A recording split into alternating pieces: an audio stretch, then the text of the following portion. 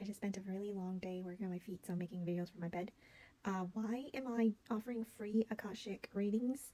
I've been, I started out doing QHHT in 2020 and kind of just been doing the inner work, healing work, shadow work, inner child work, all of that stuff for over the past 5 years. And so I took Reiki 1 and 2 last August, I guess 2 August ago, and then last, I want to say June, I think in April or June, I took an intuition class with my Reiki teacher, and we did a one-on-one mentorship as well. And the Akashic Records came up of something that I should probably explore. And then just a couple weekends ago, I had a natal astrology chart reading, and that confirmed that the Akashic Records should be very easy for me to access as well, based on the chart placement. And I learned a lot in that reading, and I really enjoyed it. So it really inspired me and motivated me to really delve into doing Akashic readings again. And that's why I'm doing them for free in November, just to as a service to people, and also for me to practice more.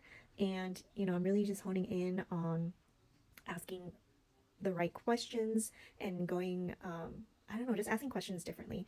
In QHHT, I've been doing that for 5 years, very heavily the first 2, 3 years, but in the last 2 years, I just do like friends and family and just people who or found my website and come to me for sessions.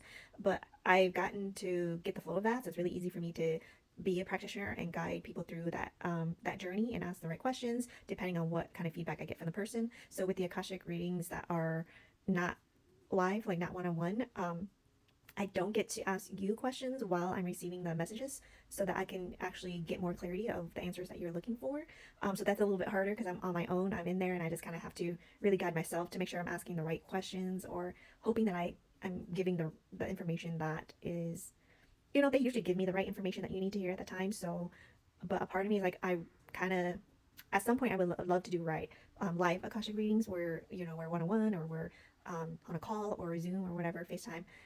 And so that if you have follow-up or questions that you want clarification on, I can do it at the same time. But yeah, for now, I'm practicing just doing it on my own in a meditative state. And then the goal is to hopefully be able to do it live in person, maybe rent or pay for a booth at a shop and just offer readings to customers that come into like a crystal shop or a metaphysical shop or something. But yeah, so summing it up and turning it back around, why am I doing it is just to get practice. I've gotten confirmation twice now that I should be going into the Akashic Records and practicing. And yeah, so that's why I'm doing that.